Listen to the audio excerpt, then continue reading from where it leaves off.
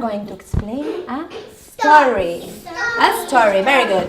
There were four friends. Four friends. Sara? L'anglès a l'escola el treballem de manera vivencial, expressiva i tot a nivell oral. Ho fem a partir de contes, cançons, titelles, jocs, balls... Now we are going to sing a song. Remember?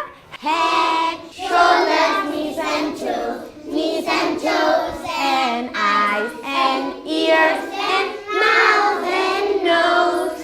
El que fem són 3 sessions a la setmana, 3 sessions de mitja hora cadascuna.